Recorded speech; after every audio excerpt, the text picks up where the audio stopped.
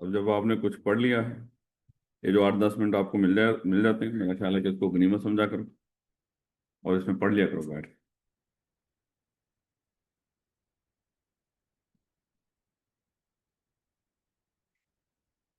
ले मेरे बच्चों,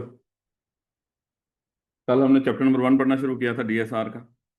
सबसे पहले हमने डाटा को डिस्कस किया था कि डाटा क्या होता है। ये रॉ फैक्ट्स, फिगर्स और डिटेल्स ही, यानी कि किसी भी शक्ल में कोई भी डाटा आप इकट्ठा कर रहे हो ना, यानी कि उसके लफ्ज़ डाटा ही बोला जाता है। जो मर्जी कर लें, जो कह लें, जो, यानी कि यहाँ पे अगर अजीम कर लो, मैं ये क्लास पढ़ा रहा हूँ, कितने बच्चे हैं क्लास में, कौन आया कौन नहीं आया, और अजीम कर लो ये मेरे सिस्टम में पड़ा हुआ डाटा, हमारे फ्रंट ऑफिस में पड़ा हुआ ये सब डाटा, उसके बाद अलमारियों में पड़ा हुआ सब डाटा, यानी कि जो कुछ भी हम कहें बोले वो सब डाटा ही होता है मेरे बच्चे, सादा अल्फाज में।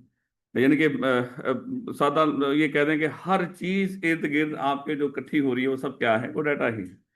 उसके बाद हमने डिस्कस किया था कि ये डाटा हम इकट्ठा कैसे करते हैं। हमने कहा था कि ऑब्जर्व करके इकट्ठा करते हैं, मेजरमेंट से इकट्ठा करते हैं, इन चीज़ों से हम डाटा ये इकट्ठा करते हैं।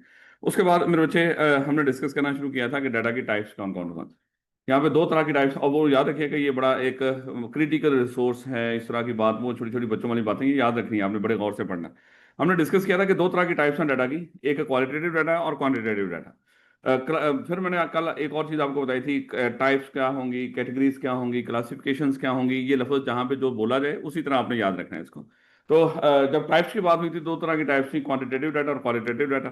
क्वालिटेटिव डाटा मेरे बच्चे हमने डिस्कस किया था कि जहाँ पे नंबर्स ना आ रहे हो, फिगर्स ना आ रही हो, तो उसके लिए लफ्ज़ क्वालिटेटिव डाटा बोलते हैं। जैसे हमने कल भी डिस्कस किया था कि आज सड़कों पे बहुत रश था।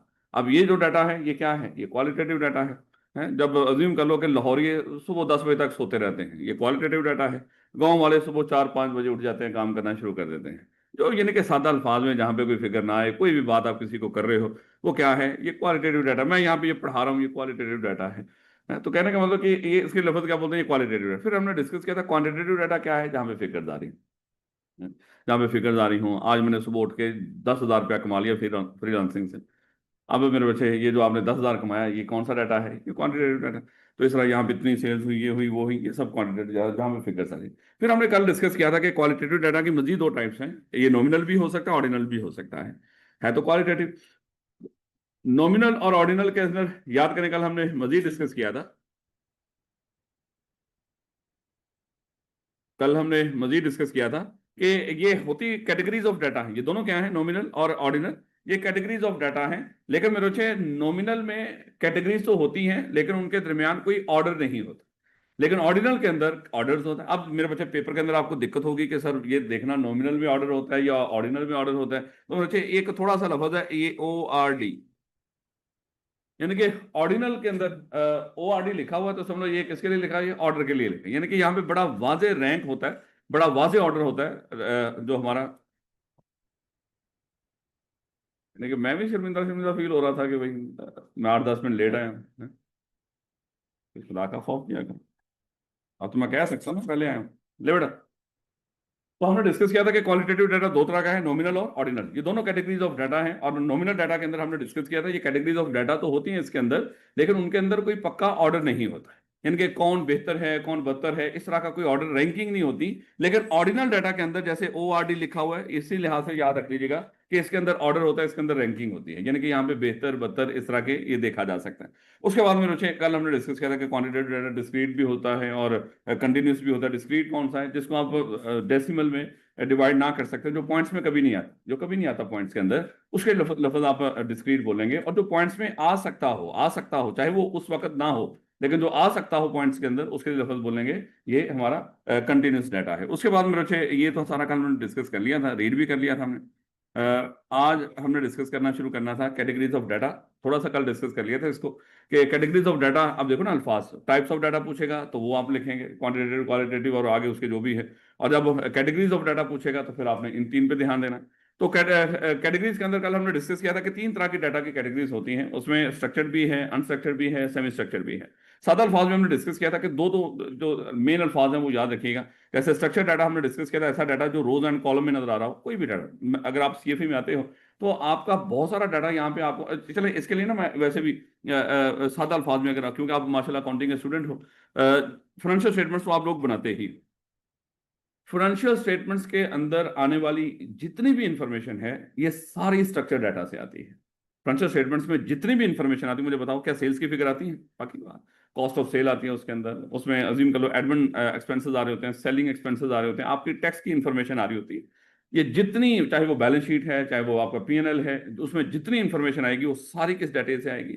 और यानी कि सादा अल्फाज में अगर आप ये देखना चाहें किसी भी ऑर्गेनाइजेशन में कौन सा स्ट्रक्चर डाटा है, ये तो हमें पता है कि रोज एंड कॉलम में होता है, लेकिन वो रोज एंड कॉलम आगे मजीद कौन सा हो सकता है? तो आप इस तरह की चीजों के बारे में सोचना शुरू कर दीजिएगा कि फाइनेंशियल स्टेटमेंट्स में कितनी कौन कौन से उसके आगे जो भी कंपोनेंट्स हैं फाइनेंशियल स्टेटमेंट्स में, उसमें कौन कौन सी इंफॉर्मेशन आ रही होती है, वो सारी मेरे बच्चे स्ट्रक्चर डाटा से उठ के आती है।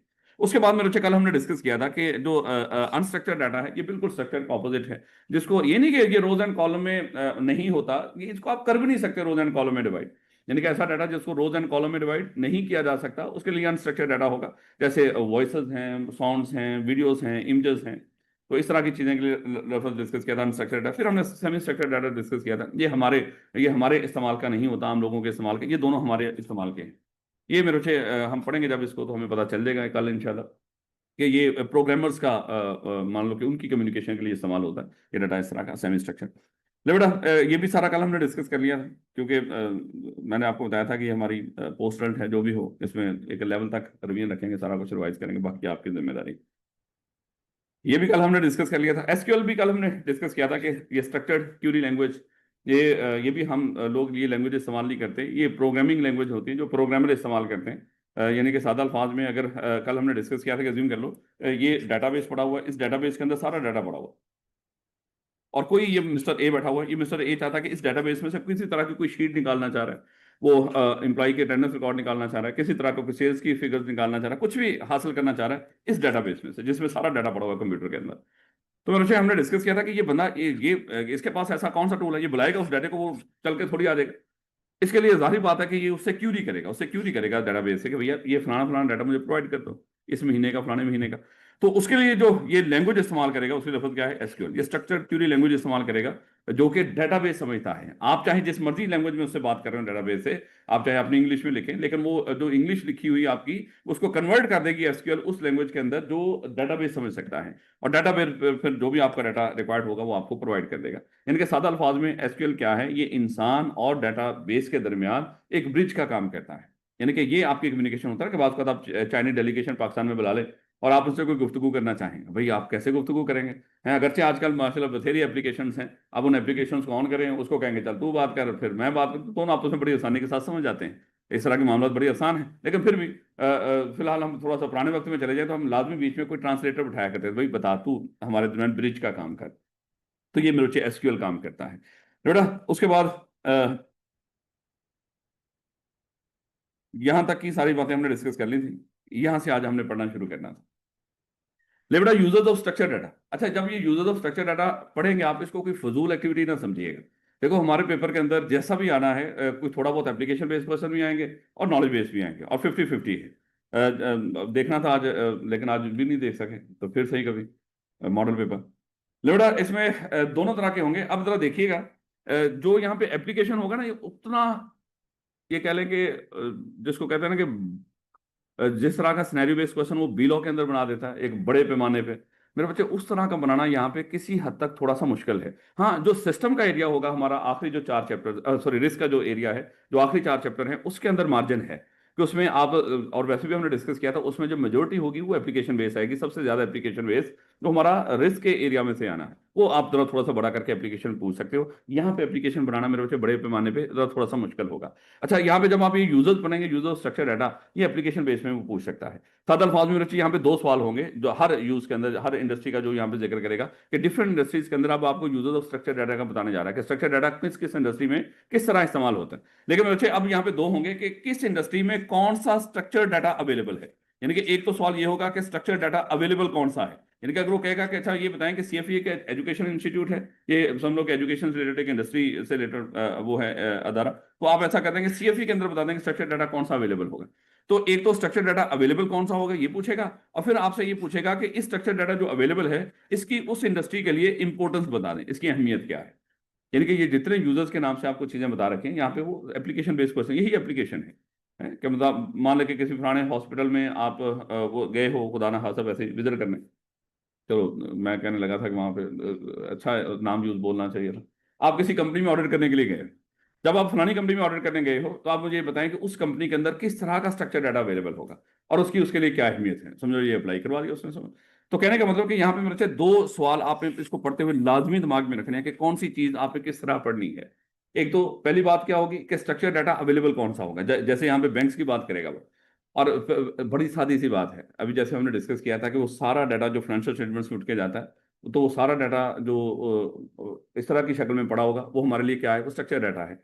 तो इसी तरह डिफरेंट तरह के वो इंडस्ट्रीज आपको बताने लगा और उसमें बताएगा कि कौन कौन सा स्ट्रक्चर डाटा है अवेलेबल है वहां पे किस शक्ल में, और उसका यूज क्या है, उसकी अहमियत क्या है। तो मेरे अच्छे सबसे पहले तो देखिएगा, structure data is widely used across various industries due to its organized easily accessible and analyzable format. क्योंकि स्ट्रक्चर डाटा में ये तीन खसूसियात होती है, इसको ऑर्गेनाइज करना आसान होता है, ये टेबल और रो फॉर्मेट इस फॉर्मेट में बड़ा होता है, और उसके बाद इजीली एक्सेसिबल, कोई चीज आप ढूंढना चाहें एक्सेस करना चाहें, जैसे अज्यूम कर लो कि यहाँ पे सैकड़ों बच्चे पीपीएमएस ऑफिस करते हैं, सैकड़ों बच्चे यहाँ पे पढ़ते हैं, किसी बच्चे की फीस का पता करना हो कि किस बच्चे की फीस कब ड्यू है उसका कितना बैलेंस पेंडिंग है, कुछ भी आप क्यूरी करना चाहें आप आतिफ साहब के पास चले जाएं। आप वो जस्ट आप अपना नाम बताएं, उनको नाम से उसको दिक्कत होगी क्योंकि और भी आ जाएंगे, कोई यूनिक ऐसी चीज बताएं, हाँ सीआरएन है आपका, आपका सेल नंबर है, तो उससे वो उसको सर्च कर लेगा।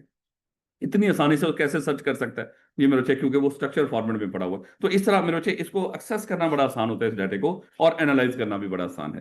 यानी कि हम ये कहें कि देखें कि अगले महीने में कितने एडमिशन हो सकते हैं, हम पिछले का हिसाब किताब करते हैं, हम पिछले महीनों की पिछले 4-5 महीने की पर मंथ यहाँ पे जो एडमिशन है उसकी डिटेल निकालते हैं, तो उससे हमें थोड़ा सा अंदाजा लगाया जा सकता है कि अगले महीने में कितनी हमारे एडमिशन हो सकते हैं। तो इस डाटे को एनालाइज करना भी आसान है। लेकिन इसको सोचे ना, जो अनस्ट्रक्चर्ड डाटा है ही क्या, वीडियोस, इस तरह की कमेंट्स, रिव्यूज, ईमेल्स की शक्ल में पड़ा हुआ, व्हाट्सएप मैसेजेस की शक्ल में पड़ा हुआ है, आप कैसे उसको रिव्यू करोगे, इतना बड़ा डाटा, इतना ज्यादा। याद है कल हमने डिस्कस किया था, किसी भी ऑर्गेनाइजेशन में तकरीबन कोई 80% तक जो डाटा है वो हमारा अनस्ट्रक्चर्ड है।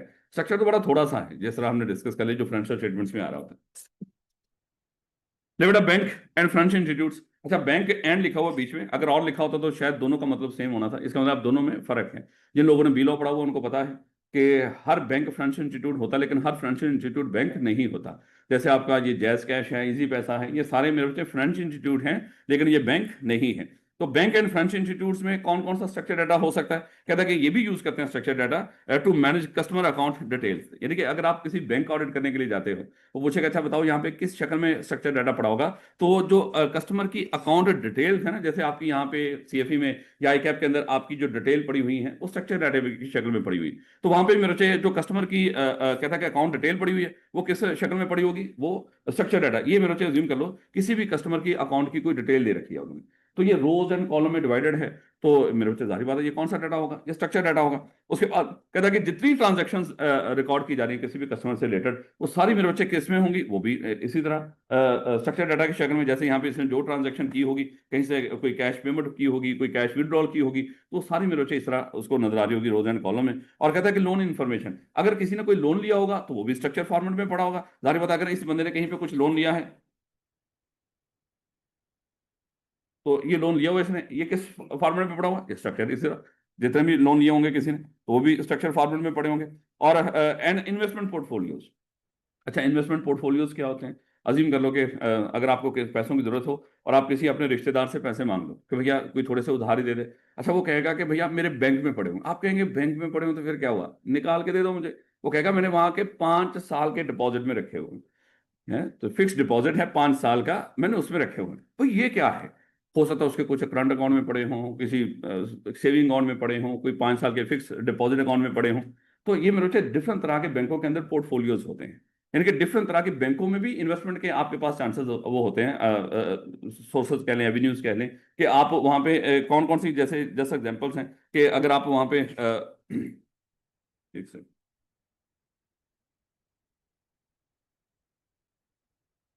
ये मेरे बच्चे वहां पे फिक्स डिपॉजिट में पैसे रखवा सकते हो, वहां पे ऑटो लोन आउटस्टैंडिंग, ये भी समझ लो कि कोई पोर्टफोलियो हो सकता है, म्यूचुअल फंड में पैसे रखवा सकते हो, गवर्नमेंट बॉन्ड्स आपने खरीदे हो, या लाइफ इंश्योरेंस पॉलिसी के लिहाज से, इस तरह के डिफरेंट तरह के जो फाइनेंशियल इंस्टीट्यूट है इनके पोर्टफोलियोज हो सकते हैं। यानी कि पोर्टफोलियो सादा अल्फाज में पता क्या कहते हैं, किसी के पास क्या चीज आपके लिए अवेलेबल है। जैसे आप आपकी डिफरेंट तरह की क्वालिफिकेशन है ना, आपने माशाल्लाह इंटर कर रखा है, आपने ग्रेजुएशन कर रखी है, आपने सीए कर रखा है, ये आपका पोर्टफोलियो क्वालिफिकेशन का।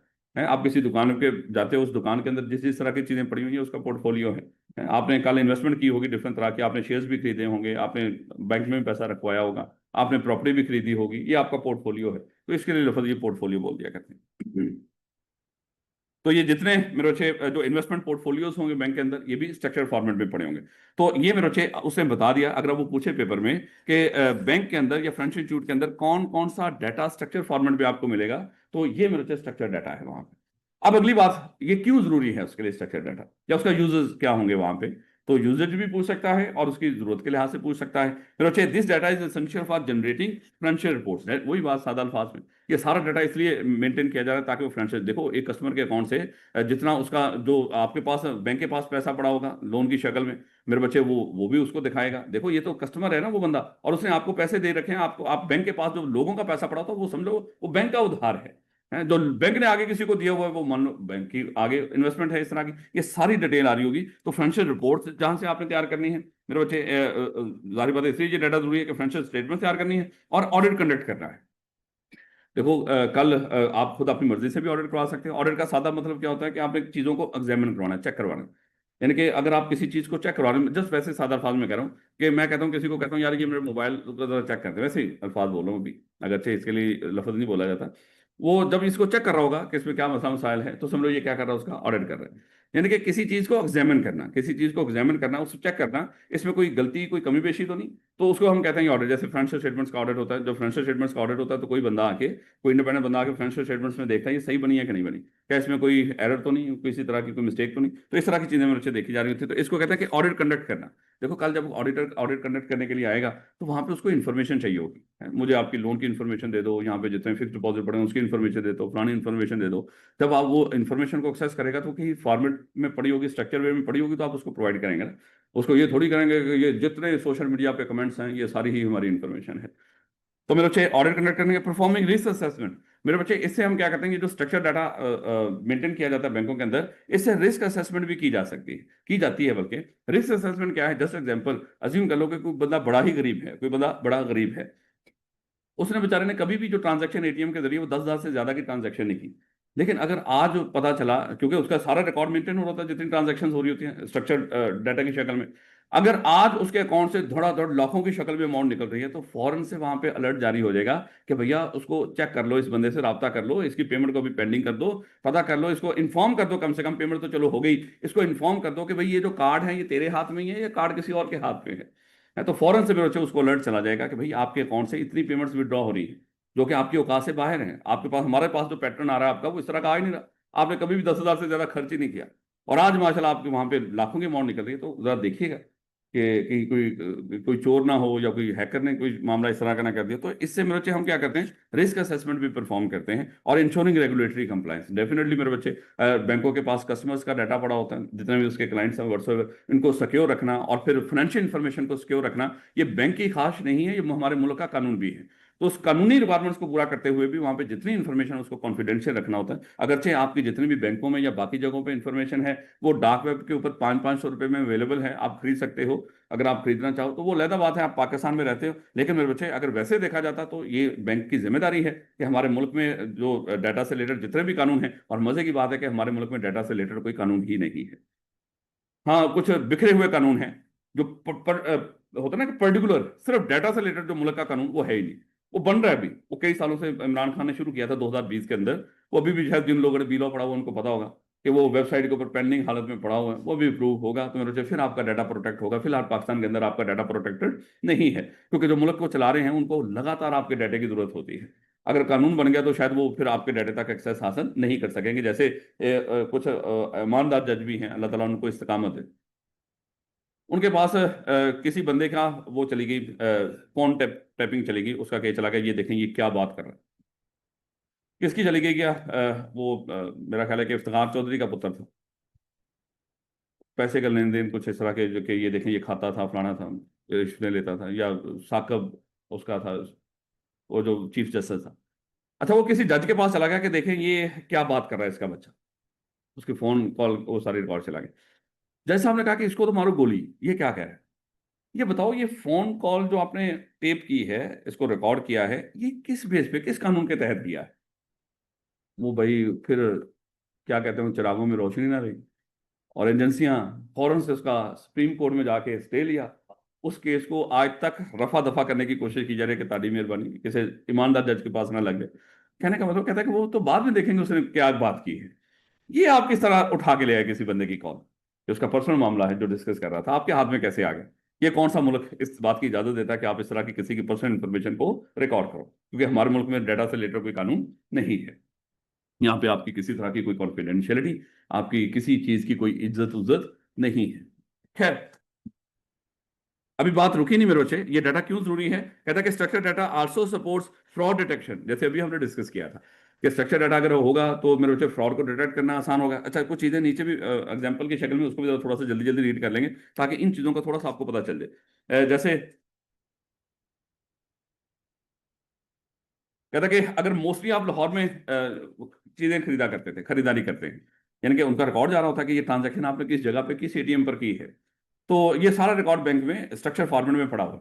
लेकिन आज जो ट्रांजैक्शन आ रही हैं वो सारी कहता है दुबई से आ रही हैं। तो फौरन से आपको जारी बात है कि हो सकता है कि यहाँ पे कोई फ्रॉड हो रहा हो, है उस बंदे के साथ, उसका कोई रिकॉर्ड की इंफॉर्मेशन हैक हो गई हो। क्या कहता है कि too many withdrawals in a few minutes, ये चोर चोरी करते हैं इस तरह का मामला। या जब आप वो जो एटीएम बूथ है उसमें एंटर होते हो, जब चोर भी साथ आपके एंटर हो जाए, फिर वो कहता है कि जितनी भी अमाउंट है वो निकालते जाए। तो फौरन से मेरे इस तरह की चीजें भी हो सकती हैं, ये भी पता चलेगा कोई फ्रॉड हो सकता है कि लगातार ट्रांजैक्शन। और sending for above your income trigger a fraud alert, अब spending for above your income, एक बंदे की तनख्वाह ही बेचारे की 35,000 है और वो लगातार उसमें से 1 लाख निकालने की कोशिश कर रहे हैं, है नशई। तो फौरन से मेरे ये भी एक निशानी हो सकती है कि कोई ना कोई फ्रॉड हो सकता है। या unusual spending in a new location, जैसे वो ऊपर दुबई वाला भी वैसे हमने डिस्कस कर लिया था, तो अब वो ये उसी तरह का है। या ट्रांजैक्शन फॉर अबव इनकम, वो उसी तरह की बात है। और इससे मेरे बच्चे क्या, ये स्ट्रक्चर डाटा बैंक क्यों मेंटेन करता है? कहता है इससे कस्टमर का जो बिहेवियर है उसका एनालिसिस भी किया जा सकता है कि हमारा कस्टमर किस तरह का है। ये गाड़ियों में इन्वेस्ट करता है, ये सैर सपाटे में देखो, जब ये पता चलता है उसको। अब जब गाड़ी खरीदते हो तो पेमेंट करोगे, हैं ये किसकी है पेमेंट? जैसे मान लो कि अगर आप कोई प्रॉपर्टी खरीदेंगे तो बैंक से पेमेंट करते हैं, और जब पेमेंट करते हो तो मेरे जो बैंक पूछता है कि अच्छा बताएं सर किस मकसद के लिए कर रहे हो, क्योंकि मनी लॉन्ड्रिंग इस तरह की चीजों के लिए बैंक के ऊपर जिम्मेदारी है कि जो पैसा आ रहा है कहाँ से आ रहा है पूछें उस बंदे से, और जो पैसा जा रहा है कहाँ पे जा रहा है उससे पूछें। तो बैंक पूछता है आपसे, आपको पता कि ये बंदा लगातार हर महीने आके कहीं ना कहीं कोई प्रॉपर्टी की कोई ट्रांजेक्शन्स करता है, तो उनको पता चल जाता है इस चीज़ का। जस्ट एग्जांपल, कल छोटे भाई हैं, उन्होंने वो कमाते भी हैं अल्हम्दुलिल्लाह, वो मेरे अकाउंट में पैसे भेज देते हैं, उससे जो भी इस तरह का कोई प्रॉपर्टी की कुछ कोई खरीदना खरीदना हो तो सारी बात हम खरीद लेते हैं। और मेरा अकाउंट है ये सामने फैसल बैंक में। अब हुआ क्या कि एक बड़ी ट्रांजैक्शन थी, मुझे हमने वो 3 महीनों में, 3-4 महीनों में वो पेमेंट करनी थी, बड़ी अमाउंट थी डेफिनेटली। मैं जब भी बैंक में एंटर हूं, एक दफा तो गया, उन्होंने बड़े तरले मिन्नत किए कि देखो जो ड्यू डेट देते हैं मोस्टली वो देते हैं 30 तारीख, 31 तारीख, जो भी उस महीने की आखिरी को। और बैंक की कोशिश होती है कि महीने की आखिरी तारीखों में पैसा ना जाए, सिर्फ आए, वो जायज है। ये बैंक मैनेजर उनकी ये कोशिश होती है। अच्छा, एक दफा मैं गया, उन्होंने बड़े तरले मिन्नत किए कि ना ट्रांजैक्शन का है। हमने कहा कि मेरा कॉन्ट्रैक्ट हुआ है, मैं कैसे उसको रोक सकता हूँ? ये तो आपको बनाना पड़ेगा उसका पे ऑर्डर। अच्छा, उसके बाद मैं जब बैंक में एंटर होता हूँ और दूसरे को वो आ गए फिर। अब फिर वो हर दफा उनकी यही होती है। और एक जब आखिरी दफा ये हुआ पिछले उसमें, जब मैं गया तो उनको वो उस तरह ना उन्होंने गौर ही नहीं किया इस बात के ऊपर। अच्छा, जैसे ही पे ऑर्डर बना, मेरा अकाउंट डेबिट हुआ, क्योंकि पे ऑर्डर में फौरन से आपका वो सारी अपडेट हो जाती। उनके जो किसी और जगह से एक बंदे को कॉल आई, उसने कहा कि ये कैसे हो सकता है, इतनी अमाउंट आपने ये उसकी वो बना दिया, पे ऑर्डर बना दिया आज की तारीख के अंदर। वो एक दूसरे से डिस्कस कर रहे हो, ये किसने बना दिया, किसके कहने पे? कहते हैं किसने, वो बैठा है जिसका बनाया है। वो फिर उठ के आगे कि भाई इसको हो सकता है कि वापस हो सकता है। कहने का मतलब कि ये सारा रिकॉर्ड होता है उनका कि किस तरह की चीज में, किस में आप खर्च कर रहे हैं। मैं ये ना कहना कि खुदा ना खासा वो मेरे नहीं थे, मैं पहले ही आपको बता रहा हूँ ताकि आप लोग ये ना समझ लें वही सब तो फिर अल्लाह माफ कर, फिर पढ़ा क्यों रहे हैं। तो वो मेरे नहीं। इसके लिए मैं हमेशा कहता हूँ कि आप लोग पढ़ो, और पढ़ने के बाद फिलहाल आपके पास एक ही ऑप्शन है कि मिडल ईस्ट में निकल जाओ, वहां पे जाके आप अपना जो भी जॉब शॉप है वहां पे करो। पाकिस्तान में आप खाना पीना कर सकते हो, आप एक बेहतर जिंदगी थोड़ी सी गुजार सकते हो, लेकिन कुछ होता है ना कि बनाने वाला काम, वो पाकिस्तान में रह के बनाने बनाने वाला काम नहीं होगा, है सिर्फ खाने पीने वाला काम होगा यहाँ पे। तो अगर कुछ बनाना चाहते हो अपने लिए, अपने घर वालों के लिए, तो मेरे बच्चे जैसे ही आपके आर्टिकल्स कंप्लीट हो, ये ना देखें कि खुदा ना खासा सीए कंप्लीट हुआ है कि नहीं, आप सुकून से निकल जाएं और वहां पे जाके एक अच्छी आप अर्निंग कर सकते हो, जैसे आप घर बार भी बना सकते हो, जो कि आपके तो नहीं पता नहीं काम आएगा कि नहीं, क्योंकि आपने तो वहीं रहना है, लेकिन कम से कम बाकियों के काम आ जाए। बिल्कुल मेरे बच्चे जा सकते हैं, लेकिन उसके लिए ग्रेजुएशन का होना जरूरी है।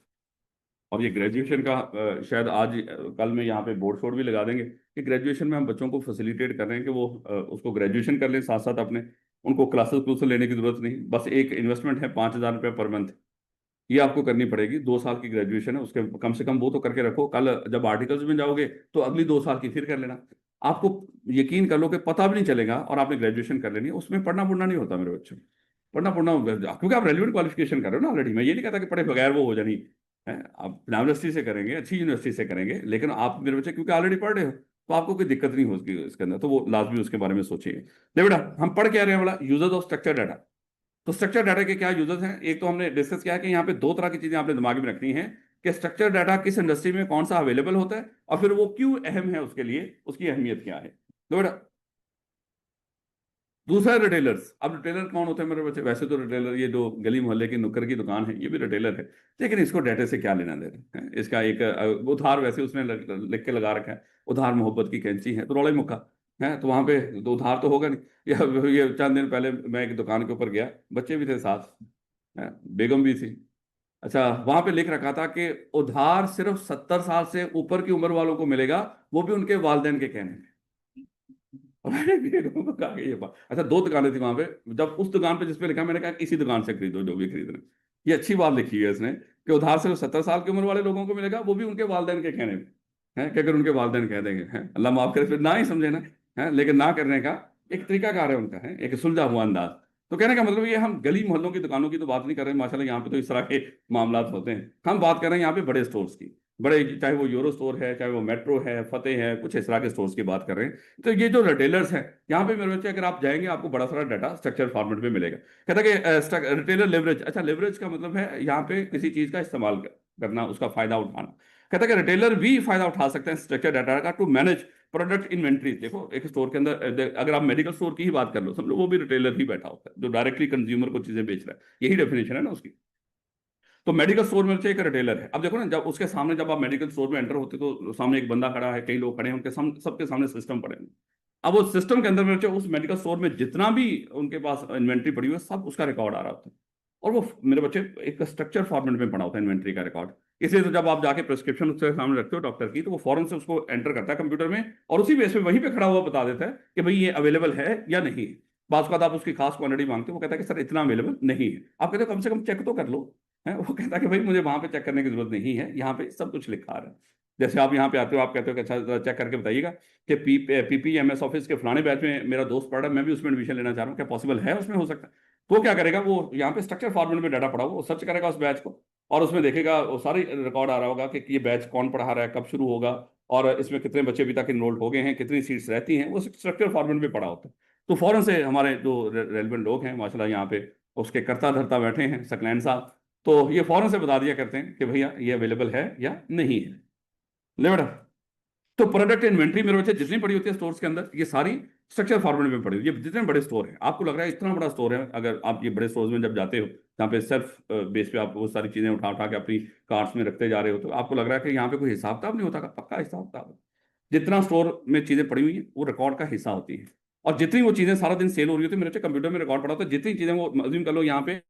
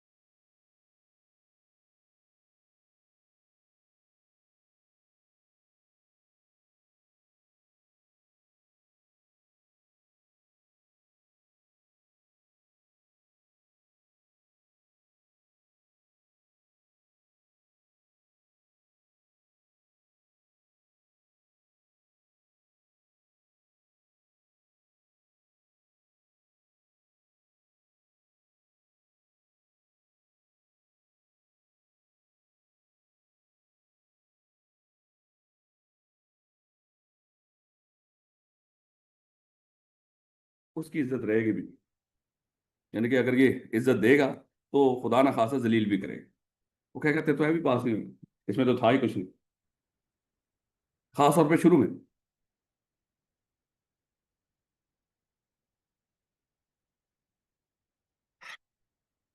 ले बेटा, कौन कौन सा डेटा रिटेलर के पास स्ट्रक्चर फॉर्मेट में हो सकता है?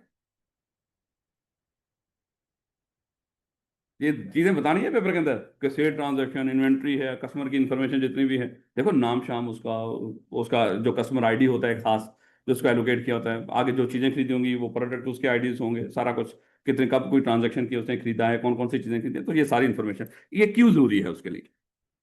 कहता है कि इससे वो सेल रिपोर्ट जनरेट करेगा, चाहे वो डेली की हो, चाहे वीकली हो, मंथली हो, जो भी हो, सेल रिपोर्ट तैयार करेगा तभी, अगर स्ट्रक्चर डाटा पड़ा होगा उसमें स्ट्रक्चर में। और ट्रैकिंग स्टॉक लेवल्स देखे हैं।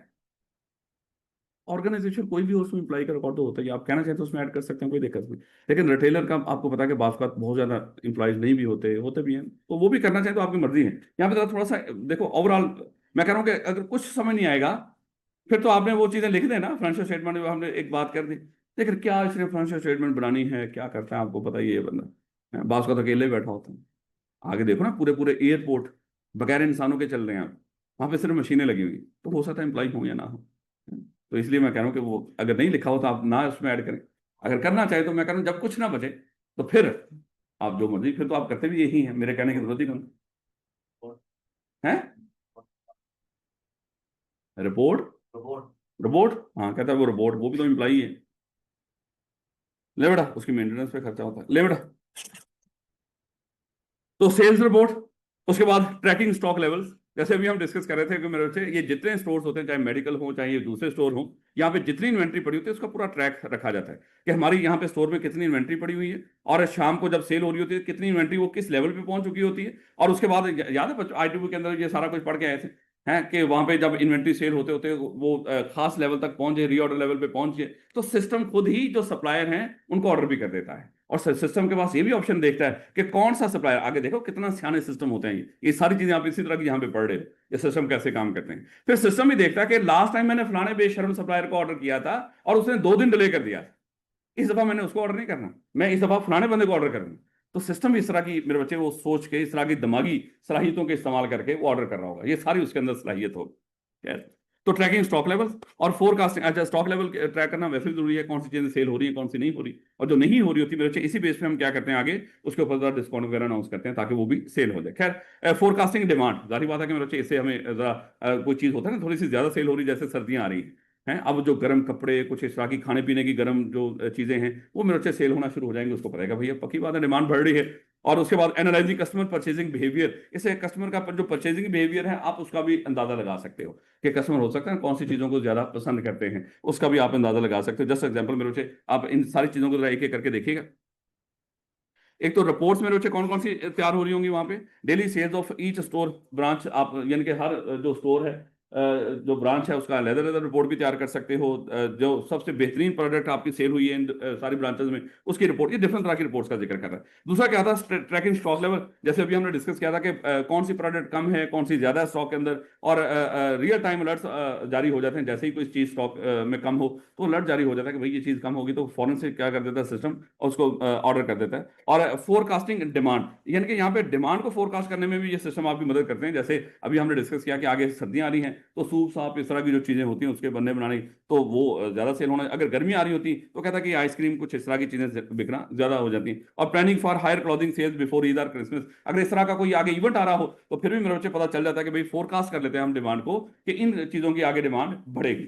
और रमजान आ रहा हो तो पकौड़ों की और समोसों की और कचौरियों की है, तो क्या, क्योंकि हम माशाल्लाह क्यों बड़ी मुश्किल से हमने 11 11 महीनों के अंदर थोड़ी सी सेहत बनाई होती है, अब उसका सत्यानाश भी तो करना है, लेकिन वैसे रहमतों का महीना है वो सेट हो ही जाता है। और एनालाइजिंग कस्टमर परचेजिंग बिहेवियर, कहता है कि हम कस्टमर का जो परचेजिंग बिहेवियर उसका भी एनालाइज कर लेते हैं। जस्ट एग्जांपल, कहता है कि identifying loyal customers who buy coffee every morning, अब आपको पता चल जाएगा वो फलाना एक बंदा है वो हर रोज आके हमसे कॉफी खरीदता है, आपको उसके बिहेवियर का पता चल जाएगा। जिस दिन नहीं आएगा उसको सलाम भेजें, सर कैसे हो आप, हैं हो भी कि नहीं, आज आप नहीं आए तो पता चलेगा ना, या उसको, मेरे बच्चे आप जरा थोड़ा सा रात, जैसे आई क्या आपको क्या कहते हैं, जिस दिन आपकी बर्थडे होती है आपको रात 12 बजे मैसेज करें, आप कितने खुश होते हैं, आप उसका स्क्रीनशॉट लेके सोशल मीडिया पे लगाते हो कि मेरे घर वालों में अभी मुझे पता उन लोगों को कि आज मेरी बर्थडे है। आई क्या आपको पता है प्रेसिडेंट साहब जाग रहे हैं अभी और उन्होंने अभी अभी मुझे बर्थडे भेजी है, बर्थडे विश भेजी है। कहने का मतलब कि इस तरह के मामला, कहता है कि seeing that customer often buy chips with soft drinks. आप जाहिर बात है इस तरह का मामला आम होता है, लेकिन हमारे जो बेशरम लोग हैं वो किसी भी कोने खुदे की दुकान पे खड़े हुए एक स्टिंग लेंगे और 7 सिगरेट लेंगे, क्योंकि इसके बगैर उनकी वो स्टिंग भी नहीं पी जाएगी और ना ही सिगरेट। तो कहने का मतलब इस तरह उनके बिहेवियर का अंदाजा हो जाता है। और वैसे भी जो स्टिंग खरीदता है उसको साथ ही वो थोड़े से सिगरेट भी पास करके रखे होते हैं उन्हें तो पता है कि ये भी साथ पिए। तो खैर ये क्या, इससे क्या अंदाजा होता है कस्टमर के बिहेवियर का। जैसे यहाँ पे कोई बच्चा आता है ना कोई सब्जेक्ट पढ़ने, चलो खैर अभी तंग करने वाला मामला। Correct structure data also crucial for managing supply chains. Supply chain में बच्चे अब ये सब आपको पता ही है कि अगर कोई बंदा आजकल ये ऑनलाइन डिलीवरी वाले मामला हैं तो ये पूरी सप्लाई चेन इनको मैनेज करनी पड़ती है। उसके बाद खाली यही नहीं होती, अगर कोई चीज़ आप बना के भी बेच रहे हो, मटेरियल खरीदने से लेके आगे वेयर हाउस स्टोर में करने से लेके आगे उसको यूज कर कर प्रोडक्ट बनाने से लेकर आगे फिर स्टोर कर कर कस्टमर तक पहुंचाने तक एक पूरी सप्लाई चेन होती है। फिर बच्चे इसको मैनेज करना जाहिर बात है कि ये भी इसके लिए भी जरूरी होता है कि कौन सा ऑर्डर कब किया था, वो चीज़ कब पहुंची है, डिले आई है, टाइम पर आई है। तो इस तरह का सारा कुछ। और उसके बाद मेरे बच्चे क्या कह रहा है, कहता है एंड ऑप्टिमाइजिंग प्राइसिंग स्ट्रेटजीज। इसी स्ट्रक्चर डाटा की बेस पे वो क्या करते हैं, प्राइसिंग स्ट्रेटजीज को मेरे बच्चे वो बनाते हैं। जैसे प्राइसिंग, जैसे अभी हमने डिस्कस किया था कि इन्वेंट्री का रिकॉर्ड सारा हमारे पास आ रहा है, कौन सी स्लो मूविंग प्रोडक्ट्स यहाँ पे पड़ी हुई हैं, स्लो मूविंग प्रोडक्ट्स कौन सी हैं जो जरा थोड़ी सी स्लो सेल हो रही है, तो उसकी बेस पे हम करेंगे कि भाई ये भी सेल हो जाए, हम उसके ऊपर डिस्काउंट अनाउंस कर देंगे। तो कहते हैं इस तरह हम प्राइसिंग स्ट्रेटजी तय करते हैं। जैसे कहते हैं offering discount on slow moving item और डायनामिक प्राइसिंग, जैसे increasing price of umbrella during heavy rains. यानी कि ये हमारी जो हम लोग माशाल्लाह मशरकी लोग हैं, ये जो तरीकाकार यूज करते हैं कि जहाँ पे लोग फंसे हों तो लोगों को होता है ना कि खुदा न खासा आजकल तो वो दिखाते हैं अक्सर, वो छोटे छोटे मीम्स बनाए होते हैं उन्होंने कि किसी गली में पानी खड़ा हुआ तो वहां पे एक बंदा, दो बंदे बैठ गए कुर्सियां उठा के, उन्होंने जो बंदा आता है उसको उठा के परली साइड पे छोड़ते हैं, उससे 10 रुपए लेते हैं। मजबूरी है उनकी है। तो लोगों की मजबूरी और आपका मेरे बच्चे कहीं ना कहीं आपके लिए कोई अपॉर्चुनिटी होगी। खैर तो हम अपॉर्चुनिटी ढूंढते हैं और पर्सनलाइज्ड ऑफर, जैसे 10% off customer for frequent buy. वो जो हर रोज हमसे कॉफी पीने आता है उसको कहेंगे सर आप इतने सालों से हमारे पास कॉफी पी रहे हो, अच्छा खासा आपने हमें रेवेन्यू दिया है, हम आपको 10% ऑफ कर रहे हैं। जैसे कॉलेजेस भी करते हैं कि जो बच्चा इनसे शुरू से पढ़ता आ रहा है उसको खास डिस्काउंट देते हैं। नहीं बेटा, पढ़ क्या रहे हो आप, स्ट्रक्चर डाटा के यूजर्स और वो किस शक्ल में अवेलेबल होता है। बेटा नेक्स्ट बात होगी हेल्थ केयर की। ये भी जाहिर बात है इंडस्ट्री है, डिपार्टमेंट है। तो हेल्थ केयर में कौन कौन सा स्ट्रक्चर डाटा पड़ा होगा, हॉस्पिटल्स की बात होने लगी है, क्लिनिक्स की बात होने लगी है। कहता है कि provides use providers sorry health care provider use structure data to store patient record.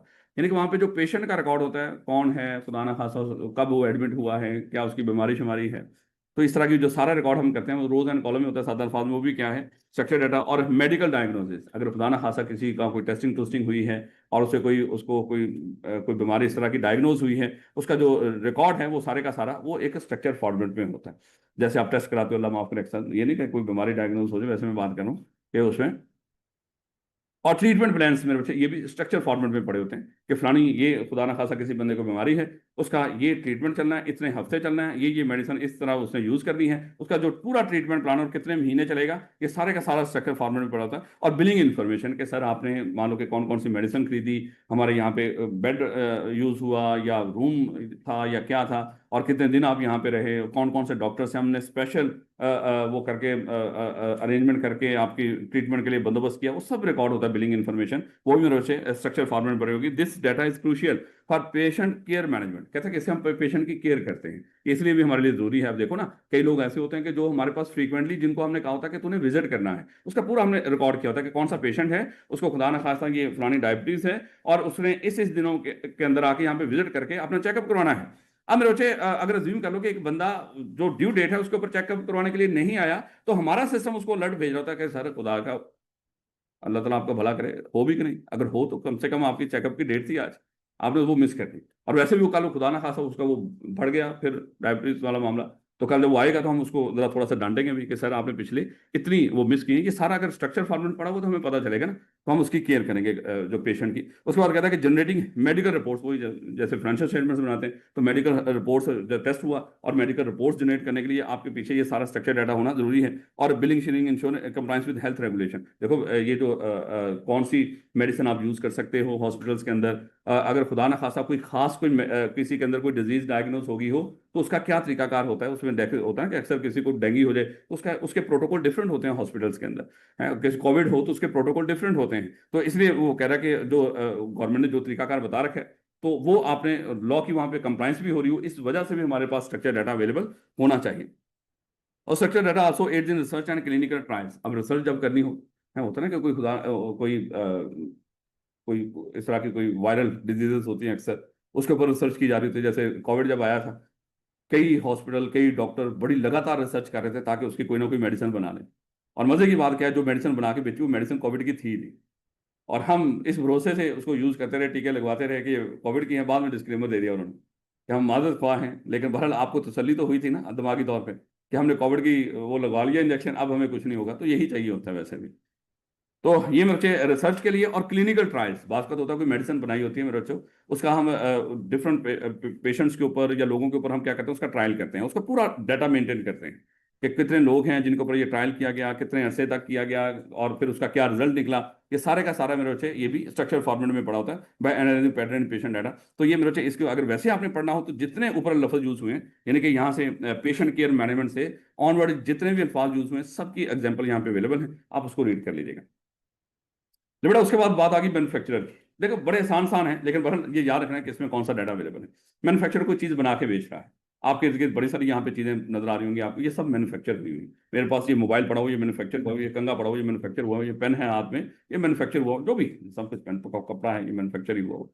तो मेरे से ये सब मैन्युफैक्चरिंग है। कहता है कि manufacturer rely on structure data to track production schedule. अब देखो इसके प्रोडक्शन शेड्यूल्स होते हैं, कब उसने कितना प्रोड्यूस करना है। बात का कुछ स्पेशल सीजनल चीजें होती हैं जो खास टाइम के अंदर आपने उतनी चीजें प्रोड्यूस करनी होती है, इसके पास पूरा, ताकि वो जितना भी प्रोडक्शन का जो शेड्यूल पड़ा हुआ है वो मेरे स्ट्रक्चर फॉर्मेट में पड़ा होगा। और इन्वेंट्री लेवल सादा अल्फाज में चीज बना के रखी हुई है हैं, तो वो सारा एक वो भी स्ट्रक्चर फॉर्मेट में। सप्लायर के ऑर्डर जो आ रहे होते हैं वो सारे स्ट्रक्चर फॉर्मेट में। ये तो वैसे भी आप ये जो आप भी ऑनलाइन करते हो चीजें जो ऑर्डर करते हो वो भी मैन्युफैक्चर ही होते हैं ना होटल वाले, कोई बना की चीज तो चलो उस तरह ना कहना, लेकिन वह तो आप वो भी मेरे बच्चे आपके जितने भी ऑर्डर आ रहे होते हैं उसको स्ट्रक्चर फॉर्मेट में रिकॉर्ड करते हैं कि किस बंदे ने कितने बजे ऑर्डर किया और कितने बजे उसको डिलीवर करना है। और क्वालिटी कंट्रोल मैट्रिसेस, मैट्रिसेस कहते हैं एशारिये होते हैं ना, कि क्वालिटी कंट्रोल के लिए कौन कौन से यहाँ पे बंदोबस्त हैं, वो जितने बंदोबस्त उसने क्वालिटी कंट्रोल के लिए किए होते हैं तो वो भी मेरे बच्चे सारे के सारे किसमें आएंगे। ये मैन्युफैक्चरर के लिहाज होता है ना कि बात कोई चीज़ वो बना रहा है उस चीज़ में कितनी दफ़ा डिफेक्ट आए हैं वो देखेगा, है कितनी उसकी शिकायतें आई हैं उसको रिकॉर्ड कर लेगा। तो ये सारा कुछ मेरे बच्चे वो एक स्ट्रक्चर फॉर्मेट में कटा होता है। खैर कहता है कि दिस होता है कोई चीज़ कितनी दफ़ा वो वापस हुई है, इससे भी पता चल जाता है कि उस चीज़ की क्वालिटी क्या है। कहता है कि this data helps streamline production process. कहता है कि क्यों स्ट्रक्चर डाटा ऊपर मेंटेन किया जा रहा है, ताकि प्रोडक्शन प्रोसेस को स्ट्रीमलाइन किया जा सकता हो। ये ना हो कि ऑर्डर आए हुए हैं और ऑर्डर हम पूरे ना कर सके, तो जिस तरह ऑर्डर आ रहे होते हैं उस तरह वो सारे का सारा ऑर्डर को पूरा करने का भी बंदोबस्त कर रहा होता है। तो सारा प्रोसेस उसका स्ट्रीमलाइन चल रहा होता है। और रिड्यूस कॉस्ट, इससे कॉस्ट भी रिड्यूस, ये नहीं होता कि आगे ऑर्डर होना आपके पास है और आप अच्छा खासा मटेरियल यहाँ पे स्टोर करके रखा हो, उसका कोई फायदा नहीं, आपकी कॉस्ट बढ़ेगी है। आपने लोगों को भी बंदोबस्त किया होगा, उनके साथ भी कांटेक्ट किया होगा, ये फलानी चीज बनानी ऑर्डर है वो नहीं। तो इससे कहता है कि जब आपका पता होगा कि कब कौन से ऑर्डर हैं तो उसके लिहाज से आप मटेरियल का बंदोबस्त करोगे, उसके लिहाज से आप लोगों का बंदोबस्त करोगे, तो आपकी कॉस्ट भी मेरे रिड्यूस होगी। और मैनेजिंग सप्लाई चेन, वही बात चीज बनाने से लेके आगे बताने तक। और ensure timely delivery of products. कहता है structure data also used in predictive maintenance and performance analysis. Predictive maintenance ये आगे जाके हम पढ़ेंगे। प्रेडिक्ट ये ऐसे ही जैसे लफ्ज हम प्रेडिक्ट करते हैं कि आगे फ्यूचर में क्या होगा। तो प्रेडिक्टिव मेंटेनेंस, देखो ये मैन्युफैक्चरर कोई चीज बना के बेच रहा है और उसके लिए मशीनें यूज हो रही होंगी।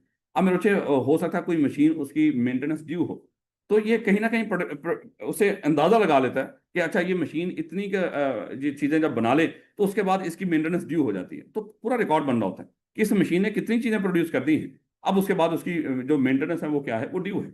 उसको ये नहीं कि वो अंदाजे की बेस पे करेगा जब खराब, क्योंकि हम तो उस वक्त चीजें सही करवाते हैं जब खराब हो।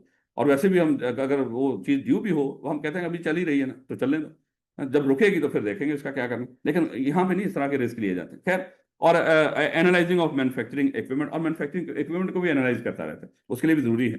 खैर होता है ना कि बात का तो उसकी जो मशीनें होती हैं उसकी वाइब्रेशन से भी अंदाजा लगाया जाता है कि इसकी मेंटेनेंस ड्यू है, या अजीम कल वो ज़्यादा हीट अप हो रही हो, तो इस तरह की चीज़ें हैं सारा कुछ। ये इसकी जितनी एग्जांपल्स हैं वो सब दी हुई हैं मेरे बच्चे, इसको एक दफ़ा रीड कर लीजिएगा। Limited logistics. लॉजिस्टिक्स वाले कौन लोग होते हैं? जो आपकी प्रोडक्ट्स को एक जगह से दूसरी जगह पहुंचाते हैं, इनको हम लॉजिस्टिक्स वाले कहते हैं। ये मेरे बच्चे ये खाली यही नहीं, ये बिल्कुल जिस तरह ये कोरियर और ये लेपर्ड शेपर्ड वाले होते हैं, ये उसी तरह के ये लोग भी हैं, ये वो भी बल्कि यही काम कर रहे होते हैं देखा जाए तो। ये भी मेरे बच्चे बाकी लोग भी इस तरह का काम करते हैं। जो चीज़ें आप देखो ना, हमारा सी पैक है, वो जो सी पैक इस्तेमाल होना वो लॉजिस्टिक्स के लिए इस्तेमाल होना, यानी कि चाइना में चीज़ें बननी हैं और वो चीज़ें किसी दुनिया के किसी दूसरे कोने खुदरे में पहुंचाई जानी है, तो उसके लिए ये पूरा इतना सारा लंबा ट्रैक खींचे जा रहे हैं, और इससे भी महीनों के सफर होते हैं इनके, हैं जहाँ पे एक चीज़ को दूसरी जगह पे पहुंचाने तक। तो इसलिए मेरे बच्चे इसको इतना वो ना समझें, और इसके लिए बड़े सारे फैक्टर्स होते हैं, जैसे अभी आप पढ़ेंगे। खैर कहता है कि लॉजिस्टिक्स अच्छा, ये लॉजिस्टिक्स वाले ये नहीं होता कि ये अपनी चीज़ें नहीं हमेशा बना के किसी की, ये किसी के लिए काम कर रहे होते हैं, यानी कि ऑलरेडी कोई मैन्युफैक्चरर है उसमें, ये इन्होंने अपनी ट्रांसपोर्ट, जैसे होता है ना कि लोगों के बड़े सारे ये गुड्स ट्रांसपोर्ट कंपनियां बनी होती हैं, तो अक्सर ट्रकों के बड़े बड़े ट्रकों के ऊपर उस कंपनी का नाम लिखा होता है फलानी गुड्स ट्रांसपोर्ट कंपनी। तो यानी कि ये उनकी कंपनी है, जैसे यहाँ पे लाहौर में मशहूर है टिप्पू ट्रकों वाले हैं, तो उनका भी ये ट्रकों का ये इसी तरह का कारोबार है, लॉजिस्टिक्स का ही। खैर कहता है कि logistics companies utilise structure data to track shipments, यानी कि जितनी चीजें एक जगह से दूसरी जगह लेके जा रहे होते हैं उनका पूरा ट्रैक रखना इनके लिए जरूरी होता है। तो कौन सी चीज यहाँ से कब वो रवाना हुई, कब उसकी उसमें पहुंचना कब है, और जैसे जैसे वो जहां पे जिस वक्त पहुंची हुई होगी उसका पूरा रिकॉर्ड होगा, और जिस जिस टूल प्लाजा से वो क्लियर होती जा रही होगी, कस्टम वालों से क्लियर होती जा रही होगी, इनके पास बारकोड्स होती हैं, वो वहां से स्कैन की जाती हैं, तो पता चल जाता है कि अब वो फलाने कस्टम जो जगह है कस्टम वाले वहां से वो क्लियर होगी, फलाने जो टूल प्लाजा उससे क्लियर होगी, इसका पूरा ट्रैक रखा जाता है। और कहता है कि इन्वेंट्री का जारी बात है कि ये भी इन्वेंट्री का ही काम होता है। और डिलीवरी रूट्स जो हैं ये भी इसी तरह तय किए जाते हैं मेरे बच्चे, कि तय पहले से तय होते हैं कि कौन सा डिलीवरी किस जगह पे जाना है, कौन सा डिलीवरी रूट, और अगर खुदा ना खास्ता वहां पे कोई दिक्कत हो तो फिर अल्टरनेटिव क्या होगा, ये सारा मेरे बच्चे प्रॉपर उसको रिकॉर्ड करके रखा होता है। और एंड व्हीकल मेंटेनेंस रिकॉर्ड, यहाँ पे हमारे भी कारें कूरें जब खराब हो जाए गाड़ियाँ शाड़ियाँ, फिर हम उसको सही कराते हैं, लेकिन वहां पे ऐसा नहीं होता। वहां पे अज्यूम कर लो कि अगर हम टायरों की बात करें तो उनको पता है कि अगर कोई गुड्स हमने कराची से लाहौर पहुंचाएंगे तो कराची में नए टायर डाल के वो लाहौर पहुंचेंगे, और लाहौर आके उन टायरों को चेंज कर देंगे। वो ये नहीं कहेंगे कोई नहीं अभी कौन से पंक्चर हुए हैं, ऐसे नहीं करते। वो दोबारा से नए उन टायरों को दोबारा वो इसीलिए तो ये आगे सेल होते रहते हैं, जिनको हम खरीद के फिर आगे कई साल चलाते हैं। तो व्हीकल मेंटेनेंस रिकॉर्ड उसका पूरा रखते हैं, कौन सी व्हीकल को कब मान लो कि मेंटेनेंस की रिक्वायरमेंट है। जैसे आप अक्सर चले, हम हमारे लेवल पे तो ये होता है जब हम उसमें कोई पेट्रोल शोट्रोल इस तरह की वो डीजल चेंज करवाते हैं ना गाड़ियों में, तो वो उसके आगे अगली तारीख भी लिख कर दे देते हैं कि भाई ये इतने जब माइलेज हो जाएंगे, ये हो जाएगा, वो हो जाएगा, ये तकरीबन इन तारीखों को जाके आप दोबारा करवा लीजिएगा। खैर कहता है कि this data ensure efficient route planning. ये क्यों उसके लिए स्ट्रक्चर डाटा जरूरी है? वो ताकि एफिशिएंट रूट प्लानिंग कर सके। देखो अगर रूट्स का वो सारा तय करना, जैसे ऊपर हमने डिस्कस किया था कि डिलीवरी रूट्स क्या है, ये स्ट्रक्चर डाटा है। ये क्यों उसके लिए जरूरी है? ताकि एफिशिएंट रूट प्लानिंग कर सके, जो सबसे सस्ता रास्ता पड़ता हो उसको, आसान रास्ता पड़ता हो, और जहां पे खुदा ना खासा रास्ते में कोई अपने भी खड़े ना हो, तो इस तरह का रूट उसने वो चूज करना है। और इन्वेंट्री मैनेजमेंट, जाहिर बात है कि ये भी नहीं कि बिला वजह इन्वेंट्री, अच्छा ये बावकात ये चीजें आगे भी सप्लाई करते हैं किसी को। जैसे एग्जांपल मान लो कि हमारे यहाँ पे पहले तो अच्छा खासा ये जनरेटर चला करता था, तो यहाँ पे एक गाड़ी वाले आया करते थे, वो कहते थे कि सर आपको जब डीजल की जरूरत पड़ती है तो हम डेली आके आपको डीजल दे दिया करेंगे। यानी कि वो क्या करें, वो लॉजिस्टिक्स का काम करें, वो भी इसी तरह चीजें सप्लाई कर रहे हैं लोगों को। हैं? तो कहने का मतलब कि ये फिर इन्वेंट्री, ये भी इन्वेंट्री मैनेज रखते हैं कि भाई कितनी आगे चीजें हमने सप्लाई करनी है, अगर ये खुद आगे किसी को कुछ चीजें दे रहे हो। और and timely delivery of goods, कहता है कि it also aids in monitoring supplier performance. देखो मेरे से ये बात का एक बंदे ने क्या करना होता है, होता है ना कि कोई जैसे होटल ही है, होटल वाले खुद भी अपने डिलीवरी बॉयज रखे वो चीज़ें जो खाने पीने की चीज़ें लोगों के घरों में, लेकिन मान लो कि उन्होंने फूड पाने वालों से कॉन्टैक्ट कर लिया कि भाई हमारे पास कोई भी ऑर्डर है तो आप लोग ही उसको देख लिया करें, हम आपको एड्रेस देंगे, आप ही उसको संभालें, हम अपना ऑनलाइन कर ही नहीं रहे। अब मेरे बच्चे लेकिन वहां पे वो ध्यान रखेंगे कि अगर हमारे पास कोई ऑर्डर आया है जो ये फूड पांडा के जरिए जा रहा होगा, क्या फूड पांडा वाले उस ऑर्डर को टाइमली पहुंचा भी रहे हैं कि नहीं, कहीं ये तो नहीं डिले करें। अगर वो डिले करेंगे तो बदनामी तो उनकी भी होगी। तो खैर इस तरह इन्होंने भी आगे सप्लायर भी बात का अरेंज किए होते हैं कि फलाना मटीरियल फलानी जगह पे वो करना है, सप्लाई करना है, तो सप्लायर से किसी कॉन्ट्रैक्ट कर लिए आप ये सप्लाई करें।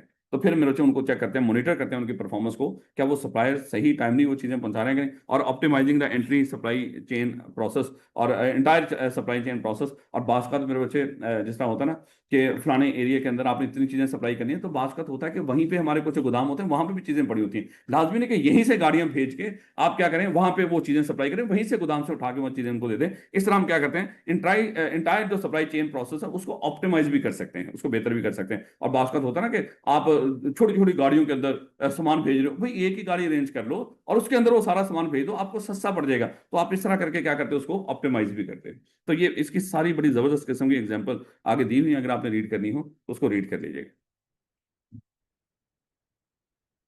लो बेटा, जिसमें आप बैठे हो इसमें तो रौला ही कौन नहीं। आपको बड़े अच्छे तरीके से पता होगा कि किसी भी एजुकेशन इंस्टीट्यूट में कौन कौन सा स्ट्रक्चर डाटा अवेलेबल होगा। कहता है कि use structure data to manage student record. आपका पूरा यहाँ पे स्टूडेंट रिकॉर्ड पड़ा हुआ रखा हुआ है हमने, क्योंकि मेरे बच्चे मैनेज भी तो करना है आप लोगों को। इसी तरह मेरे बच्चे आपका जो कोर्स इनरोलमेंट्स हैं, आप किस किस सब्जेक्ट में इनरोल्ड हो वो स्ट्रक्चर फॉर्मेट में पड़ा हुआ है। आपके जो ग्रेड्स हैं, चले ये यहाँ पे तो नहीं होते, आई कैप में होते हैं, यहाँ पे भी टेस्ट होते हैं। तो मेरे बच्चे अगर यूनिवर्सिटी की बात करें तो वहाँ पे ग्रेड्स होते हैं, तो वो भी स्ट्रक्चर फॉर्मेट में पड़े होते हैं, कौन सा बच्चा है उसका क्या ग्रेड है, और अटेंडेंस का रिकॉर्ड सारा, और फैकल्टी इन्फॉर्मेशन, ये सब स्ट्रक्चर फॉर्मेट में पड़ी होती है।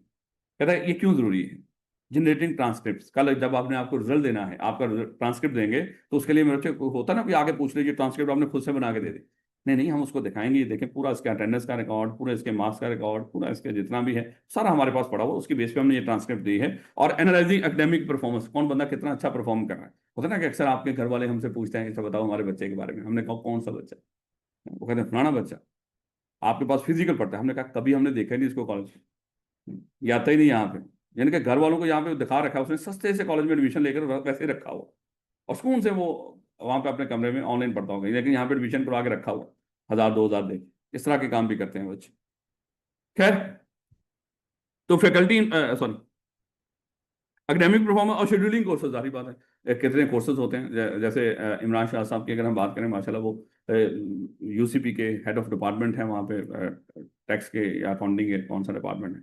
अब वो वहाँ पे इतने सारे बैचेस होते हैं उनके, इतने सारे उन्होंने प्लानिंग करनी होती है, वो सारा कुछ उसका, तो मेरे बच्चे वो सारा स्ट्रक्चर डाटा अवेलेबल होता है, तो उसकी बेस पे उनको ये जो कोर्सेज हैं उनको शेड्यूल करना ये बड़ा आसान होता है। जाहिर बात है अगर ना हो तो मेरे बच्चे सत्यानाश। और हमारे लिए भी ऐसा, क्या हमारे तो इतने ज़्यादा नहीं होते, लेकिन फिर भी पीपीएमएस ऑफिस इसके बैचेस को शेड्यूल करना, वो सारा डाटा कितने स्टूडेंट्स इनरोल्ड हैं, कितने बैचेस बने हैं, सब स्ट्रक्चर फॉर्मेट में पड़ा होता है, जिस बेस पे हम क्या करते हैं कोर्सेज को शेड्यूल करते हैं। कहता है कि मैनेजिंग बजट्स, जाहिर बात है कि पैसा उसको भी मैनेज करना आप। कहता है कि structure data also sports accreditation and regulatory compliance. हो सकता है कल कोई बंदा आपको देखे और आपके हाथ में पड़ा हुआ कोई सर्टिफिकेट या डिग्री देखे और दोनों आपस में मैच ही ना कर रही है, लोग शक करेंगे कि भैया तूने सीए कर रखा है, नहीं तुझे तेरे पे एतबार ही को नहीं। लेकिन वैसे आप कोई ना कोई चीज तो हो ना उसकी तसल्ली के लिए, है तो फिर इसका सारा रिकॉर्ड उसको कहेंगे ये मेरा सीआरएन है, जा जरा जाके आई कैप से तसल्ली कर ले। है तो आई कैप के पास उसका सारा रिकॉर्ड अवेलेबल होता है। इसके लफ्ज क्या बोलते हैं, एक्रीडेशन, स्पोर्ट एक्रीडेशन। यानी कि कल अगर कोई बंदा कुछ चेक करना चाहता हो कि ये वाकई ही इसको, जैसे कुछ जजों के ऊपर या फलाने के ऊपर इसने जाली डिग्री ले रखी है, तो उसका पीछे पूरा रिकॉर्ड मेंटेन किया जा रहा है, जो कि क्या प्रोवाइड करता है, एक्रीडेशन प्रोवाइड करता है कि जिस बंदे को हमने डिग्री या सर्टिफिकेट दिया वाकई ही सही दिया है, हमने गलत नहीं दिया। एंड रेगुलेटरी कंप्लायंस, सारी बात यूनिवर्सिटी कॉलेजेस के ऊपर भी कानूनी रिक्वायरमेंट्स भी होती हैं, चाहे वो एम्प्लॉय, अगर यहाँ पे एम्प्लॉय काम करते हैं एम्प्लॉयमेंट लॉस होते हैं, या एजुकेशन से रिलेटेड कुछ, जैसे हमारे यहाँ पे आई कैप ने भी कुछ स्ट्रिक्ट किस्म का, पता है आई कैप ने एक दफा रूल बनाया था, जब क्लासें होती ही फिजिकल थी, किसी भी क्लास में 60 से ज्यादा बच्चा नहीं बैठाया जाए। ये आई कैप ने एक पॉलिसी बनाई। वैसे तो आई कैप पॉलिसी चेंज नहीं ना करता, उस पॉलिसी को स्वाय एक आधे कॉलेज के किसी कॉलेज ने नहीं माना। तो आज आके जो सबसे ज्यादा जो पिसा हुआ तबका है ना आई कैप के अंदर, वो आप लोगों को है, जिनको आई कैप जैसे ना कोई फर्म मानती है इनकी बात, ना कोई कॉलेजेस उस तरह से मानते हैं, ना ही कोई और इनका कोई स्टेक होल्डर इनकी बात मानता है। अगर मानते तो सिर्फ स्टूडेंट। ये इवन देन इनको ये कहा हुआ है कि आपने पेपर में बैठ के नकल नहीं करनी, और ये मानते हैं, ये नकल नहीं करते वहां। आप कभी नहीं देखेंगे सीए के पेपरों को नकल हो रही, क्योंकि माननी है हमने बात, है वो जो भी है, जो भी मिले भी तो आप कहते हैं कि नहीं। और वैसे भी अगला बंदा आपसे कॉपरेट ही नहीं करेगा, है अगर आप करेंगे तो वो कहेगा नहीं नकल वाला यहाँ पे कॉन्सेप्ट ही नहीं। और वैसे भी जो बंदा अक्सर वहां पे नकल कर रहा होता है वो पास हो जाता है, जिसने नकल करवाई होती है वो फेल हो जाता है। ले बेटा, अगली बात आ गई गवर्नमेंट की, और मेरा ख्याल है कि ये सेकंड लास्ट, हमारे पास मिनट है 10, ठीक है। और ये मैंने 3 दिन में खत्म करवाया था रेगुलर क्लास, यानी कि आप 8वें लेक्चर पे चले जाएंगे आज वहां पे, अगर आप 7वें, 8वें नहीं 7वें। ले बेटा गवर्नमेंट्स, अब देखो इसमें था कुछ इस तरह का, लेकिन ये सारा उस वक्त मेरे लिए भी था, ये सारा तैयार किया है, ऐसे ही नहीं ये हर चीज के बारे में मैनू की, मैं तो सीए पढ़ाना है, सीए के बाहर कभी निकले ही को नहीं है। तो कहने का मतलब कि ये सब कुछ करना पड़ता है, तो इसलिए मैं बच्चों को उनको तंग करता हूँ। अब वो डरना भी शुरू हो गए, उनको लग रहा है कि आप सर यहाँ पे हमारे साथ कोई अन्याय कर रहे हैं। अब वो आहिस्ता आहिस्ता इधर शिफ्ट होंगे। फिर हो सकता है कोई एक आधा आ भी गया है। हाँ वही तो मैं कह रहा हूँ, वो अब इधर आएंगे, वो कहेंगे वो तो बड़े स्लो चल रही है अभी। यार उनको मैंने कहा कि कल मैंने उनको बताया कि आप लोगों को, आप लोग तो एक्सपीरियंस बेस पे हो ना, आपके साथ मैं एक्सपीरियंस कर रहा हूँ। देखो अभी मेरा एक्सपीरियंस है, मैं पहली दफा पढ़ा रहा हूँ ना उनको, आप लोगों को मैं दूसरी दफा पढ़ा रहा हूँ। तो इसलिए मेरे बच्चे वो बेचारे एक्सपीरियंस की बेस पे चल रहे हैं और आप लोगों के साथ एक्सपीरियंस नहीं हो रहा, तो फर्क है इन दोनों चीजों के अंदर। नहीं बेटा खैर वापस है, कहता है कि गवर्नमेंट, अब गवर्नमेंट में उसको भी मेरे बच्चे स्ट्रक्चर डाटा की जरूरत होती है। कहता है कि use structure data to manage citizen record, आप लोगों का जितना हिसाब किताब रिकॉर्ड रिकॉर्ड आपकी, मान लो कि नादरा के पास पड़ा हुआ है, या और जो हमारे डिफरेंट तरह के इदारे हैं जहाँ पे जो गवर्नमेंट के इदारे हैं, तो वहाँ पे मेरे बच्चे आपका रिकॉर्ड पड़ा होता है, और टैक्स इन्फॉर्मेशन आपकी, पब्लिक सर्विसेज जो भी गवर्नमेंट आप पब्लिक सर्विसेज प्रोवाइड करती है, यानी कि एजुकेशन की, हेल्थ की, उसका उन्होंने पूरा रिकॉर्ड रखना होता है, वो भी मेरे बच्चे स्ट्रक्चर फॉर्मेट में पड़ा होता है। ये पब्लिक सर्विसेज याद रखना, गवर्नमेंट की तरफ से जितनी सहूलतें आपको दी गई, पेड भी हो, चाहे आप यूनिवर्सिटी में पढ़ते हो, हॉस्पिटल में इलाज करवाते हो, सड़कों पे चलते फिरते हो, जो भी हो, मेरे बच्चे जितने भी इदारे, रेलवे शेलवे इनके जो भी हो, तो मेरे बच्चे चाहे वो पे आप पे भी करते हो, लेकिन वो सर्विस तो आपको प्रोवाइड कर रहे हैं थोड़ी सी मुनासिब कॉस्ट के अंदर। तो उसका भी रिकॉर्ड, और रेगुलेटरी कंप्लायंस, मेरे बच्चे डिफरेंट इदारे होते हैं गवर्नमेंट के अंदर जो काम कर रहे होते हैं, क्या वो रेगुलेटरी कंप्लायंस कर भी रहे हैं कि नहीं, उन्होंने इसको भी देखना होता है। यानी कि गवर्नमेंट खुद, गवर्नमेंट तो खुद कानून बनाती है, तो गवर्नमेंट तो जारी बात है, गवर्नमेंट ने क्या, लेकिन गवर्नमेंट के अंडर करने वाले काम करने वाले इदारे हैं, उनको तो देखना है ना, इंश्योर करना है क्या वो जो कानूनी रिक्वायरमेंट्स को पूरा कर रहे हैं कि नहीं, चाहे हेल्थ से रिलेटेड हो, चाहे एजुकेशन से रिलेटेड हो। कहता है कि दिस डाटा इज एसेंशियल, क्यों जरूरी है, ताकि गवर्नमेंट इसी बेस पे बजट तैयार करती है कि किस इदारे को कितना बजट देना है, कितना नहीं देना, और पॉलिसी बनाती है आगे। पॉलिसी जैसे खुदा ना खासा होता है ना कि फलाना फलाना एरिया फ्लड इफेक्ट ही है, अब उसके लिए पॉलिसी बनाएंगे कि उस एरिया के अंदर हम टैक्स को कम कर दें, या उस एरिया के अंदर हम लोगों को सब्सिडी दें, उनको किस तरह की हम सहूलतें दे सकते हैं, इसलिए पॉलिसी बनाते हैं। और उसके बाद होता है कि बाद किसी भी तरीके से कोई लोग परेशान हो, और पब्लिक हेल्थ मैनेजमेंट करना। और structure data also support law enforcement, अगर आपने कानून की वो पासदारी करवानी है तो उसके लिए मेरे स्ट्रक्चर डाटा का होना जरूरी है। जैसे होता है ना खुदा ना खासा फलानी एरिया में बड़े सारे क्राइम होते हैं, अब यहाँ पे क्या होता था, बड़ी मेन रोड्स हैं, और कई बंदा खुदा ना खासा मेन रोड्स के ऊपर वारदात डाल के वो इन गलियों के अंदर घुसता है। अब आपने देखा होगा कि जीवन हाना, तो अब आपने देखा होगा कि जगह जगह पे यहाँ पे ये सीसीटीवी कैमरास लगे हैं, ये सीएफई के दरवाजे के ऊपर भी एक करके उन्होंने सीसीटीवी, हालांकि हमारे भी थे, वो पहले कॉलेज से बाकी इदारों से लिया करते थे, जो रास्ते में देखते थे कि जहां जहां पे सीसीटीवी कैमरा लगे हैं। अब वो सेफ सिटी प्रोजेक्ट के तहत अब इन्होंने उसको ज्यादा वसी कर दिया है, और गली मोहल्लों के अंदर भी वो सारे लगाने शुरू, ये आपकी ये बहुत कमाल की चीज है। ना ना, एक्टिवा साइकिल भी ढंग से नहीं और साइकिल के तो वैसे ही जाने दे, खैर है उसके है। सर सीसीटीवी में उसकी शक्ल आ रही है, पुलिस के बारे में कहते नहीं भाई। वो उन्होंने गौर से आपका कर लिया होगा उसके साथ है। वही ना। आप देखो इसको जब हो ना, आप एफआईआर कटवाओ उसकी, एफआईआर हाथ में रख लो, फिर चाहे वो अपने घर से लाके तुझे साइकिल दे, वो क्लियर करनी है उन्होंने एफआईआर। देखो एक दफा एफआईआर दर्ज होगी ना, फिर वो क्लियर होनी होती, ना हो तो वो उनके खाते में पड़ी रहती है। जैसे मोबाइल हो, खुदा ना खासा कोई भी हो, एफआईआर कटवाए, तो क्या पहले एफआईआर कटो, बाकी बाद में देखेंगे। जब वो कट गई, अब उन्होंने कहीं ना कहीं आपको क्लियर करना ही करना, नहीं तो वहां पे जैसे आई कैप की तरफ से कॉल आती है ना, आपको इन्फॉर्म मिली है कि नहीं है, वहां से भी कॉल आती है कि भाई आपकी वो एफआईआर कटी थी, आपका क्या बना है, अगर इमरान खान जैसे बंदे की हुकूमत हो। तो इसलिए ये मेरे बच्चे चीजें होंगी, आप परेशान नहीं, लेकिन खुदा ना खासा अगर हो तो एफआईआर कटवा दिया करें। हो सकता है वो बंदा पहले ही बेचारा उनका अपना हो, उनसे अच्छे खासे पैसे ले लिए, तो ये तो आम होते हैं, उनको पता होता है। उनको जाके बताओ फलाने इलाके से हमें ये चोरी हुई हो, कहना बुलाओ फलाने बंदे ने बेशर्म। तो वहां पे तो इस तरह का मामला होता है, उनको पता होता है किस इलाके में कौन से हैं। ये मान लो कि 1,000 बंदा मारा है इन्होंने, इसी बेस पे मारा है, उनके पास पूरा रिकॉर्ड होता है कौन बंदा क्या कर रहा है। वही खत्म करो, अब बहुत हो गया यार, इतनी देर हो गई है, समझा रहे हैं नहीं समझ रहा तो इसको मार दो। खैर वापस, sector data also supports law enforcement, tax collection, जारी बात है इनकम शिकम के सारे रिकॉर्ड आपके होते हैं, गाड़ियां खरीद रहे हो, जाते हैं ना रिकॉर्ड आपके पास, याद है जब आप टैक्स पढ़ते हो, जिन लोगों ने टैक्स पढ़ रखा है, और वहां पे आपको पता चलता है एफबीआर के पास कहाँ कहाँ से डाटा था, वहां पे नादरा का भी लिखा हुआ है। तो और नादरा के पास कहाँ, जितनी चीजें आप जो भी आप खरीदते हो सब बायोमेट्रिक करवाते हैं, और जब बायोमेट्रिक कराते हो, वो कहता है प्रॉपर्टी खरीद रहा है, गाड़ियां खरीदा है, हमारे पास टैक्स तो दे ही नहीं रहा। तो फिर मेरे से उस चीज को इन्फोर्स कराने के लिए उनके पास वहां से डाटा अवेलेबल हो जाता है। Tax collection and administration of social services, अच्छा एक है गवर्नमेंट की ये पब्लिक सर्विसेज, जो गवर्नमेंट की हेल्थ एजुकेशन ये सारी प्रोवाइड करती है। एक है सोशल सर्विसेज, जो खुदा ना खासा इन बेशर्म लोगों की बगैरतों की करप्शन के लिए इन्होंने काम की हुई, बेनजीर इनकम सपोर्ट प्रोग्राम है, ये जो बिस्प प्रोग्राम है, या इस तरह के कोई और हैं, इस तरह के ये प्रोग्राम मेरे बच्चे जो शुरू करते हैं, या जैसे अभी सलाब जिंदगान थे खुदा ना खासा, उनकी सपोर्ट के लिए प्रोग्राम, इसके लफ्ज बोलते हैं सोशल सर्विसेज। ये इन लोगों के खाने पीने के काम होते हैं, ये उन लोगों तक पहुंचाते ही नहीं, क्योंकि ये करप्ट लोग हैं। जैसे वो कल मैं बता रहा था ना, वो जो यूसुफ रजा गिलानी की बेगम ने वो तुर्क खातून अव्वल का हार वही चोरी करके घर ले गई थी। तो कहने का मतलब ये इतने गिरे हुए लोग होते हैं ना। तो सऊदी अरब तो इंडिया खजूर आंदियां सर तक नहीं आई आज तक। साडा तो देखो हमारा तो इतना की कंसर्न है कि कम से कम खजूर तो दे दो यार। ये तो खाने पीने की चीज है, कितनी का खा सकते हो आप लोग हैं? और आप तो वैसे भी बाहर जाते रहते हो, वहां पे खा लोगे। हमारा तो ख्याल रखो। लिबर्टा इंडस्ट्री, अच्छा इसकी सारी एग्जांपल आगे दे रखी है, अगर आपने इसको देखना तो देख लीजिएगा। कहता है इंडस्ट्री, इंश्योरेंस इंडस्ट्री, अब ये बड़ी कमाल की है। तो इसमें भी मेरे से स्ट्रक्चर डाटा अवेलेबल होगा। हमारे पास 4 मिनट में। कहता है कि user structure data to track policy holder detail. अच्छा जैसे आम अदारों के अंदर कस्टमर्स होते हैं, इंश्योरेंस के अंदर पॉलिसी होल्डर होते हैं। जैसे ना खुदा ना खासा आपके पास अक्सर लोग आएंगे पॉलिसी खरीदने हैं, तो वो कहेगा किस तरह की पॉलिसी है भाई जो मैं खरीदूं। वो कहेगा सर खुदा ना खासा मर सकते हैं, तो मरने की पॉलिसी खरीद लें। कहता है उसकी जरूरत ही नहीं, वो तो वैसे ही मर जाना। तो कहना लेकिन वो कहेगा कि सर आपके मरने के बाद आपको पैसे मिलेंगे हैं। तो फिर सोचेंगे ला मरने के बाद मुझे पैसे मिलने की जरूरत तो अभी है कोई कोई अभी अरेंजमेंट हो सकता है। कहने का मतलब ये मेरे बच्चे इस तरह की चीजें पॉलिसी होल्डर। और कहते हैं कमाल का पॉलिसी होल्डर, यानी कि ये इंश्योरेंस वाले लोग होते हैं ना जाके पॉलिसी बेचते हैं। कहता है कमाल का वो बंदा है, किसी ऐसे बंदे को पॉलिसी ये लाइफ इंश्योरेंस बेचा है जिसके आगे पीछे कोई हो ही ना। ये कमाल है यानी कि लोग मोस्टली लाइफ इंश्योरेंस करवाते हैं ताकि मेरे मरने के बाद जो भी आगे मेरा है कोई वारस, उसकी जरा जिंदगी थोड़ी सी आसान हो जाए।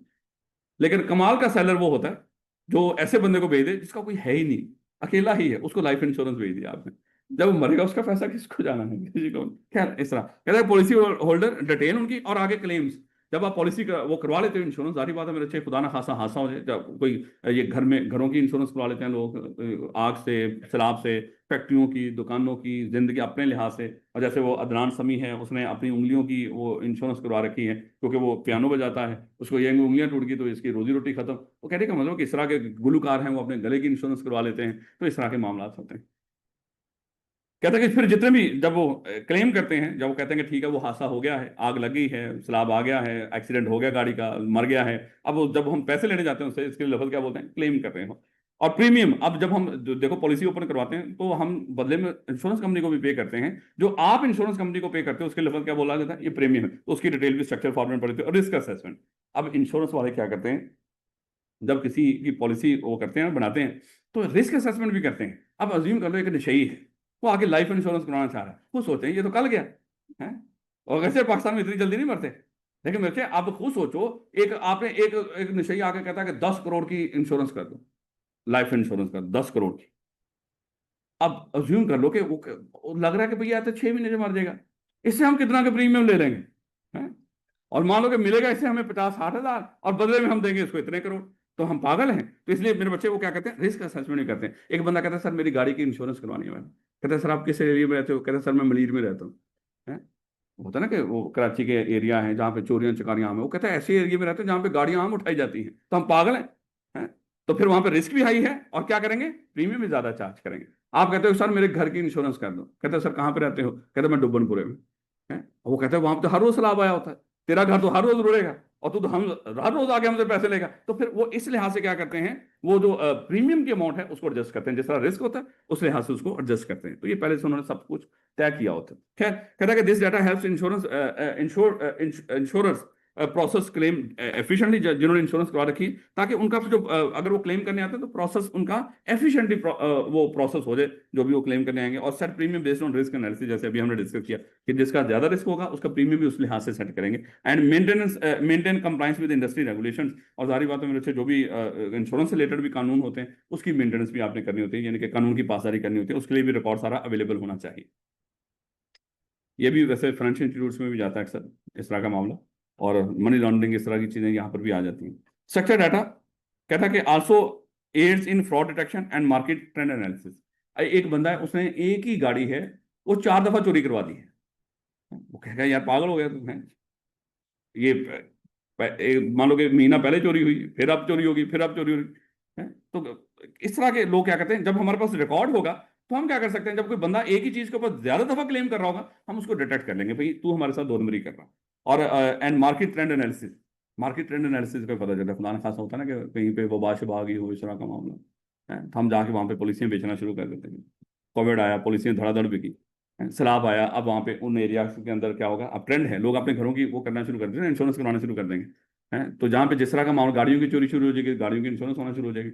तो पहले हो सकता है कि खुदा ना खासा ये गाड़ियों वाले, ये जो इंश्योरेंस करने वाले ही गाड़ियाँ चोरी कराने में मुलव्वस निकले बाद में, है, ताकि लोग उसकी इंश्योरेंस करें। तो एट द एंड तो यही निकलता है ना, है? तो आप उन्होंने अपने गैंग तैयार किए होते हैं, करो चोरी, है, बाद में जाके हम बेचेंगे सर, अगली दफा फिर चोरी हो सकती है। आपने नई गाड़ी ली है तो सर पिछली चोरी हो गई थी ना, हमें सारा पता है, तो आप इंश्योरेंस करवाएं इसकी। तो ये बच्चे इसकी सारी एग्जांपल दे रखी, ये जो ऊपर आपने पढ़ा वही केस स्टडी के अंदर दिया है, इसमें कोई नई बात नहीं करेगा, सिर्फ एक दफा रीड कर लीजिएगा। कल इंशाल्लाह अनस्ट्रक्चर्ड डाटा को डिस्कस करेंगे। केस स्टडी का मतलब ये नहीं कि कुछ अलग से कोई बता दिया यहाँ पे, जो बातें ऊपर आपने पढ़ी हैं उसी तरह बैंक में जो चीजें ऊपर पढ़ी थी वही दोबारा दे देगा आप। बस ये याद रखना कि केस स्टडी टाइप के यहाँ पे क्वेश्चन आ सकता है। और अच्छे तरीके से मेरे बच्चे पढ़िएगा, ये चीज को, दोनों चीजें आपकी तैयार होनी चाहिए, किस इंडस्ट्री में कौन सा स्ट्रक्चर डाटा है और उसका यूज क्या है या उसकी इंपॉर्टेंस क्या है। ये मेरे बच्चे इसको याद करना है आप लोगों ने। इंशाल्लाह कल मुलाकात होती है।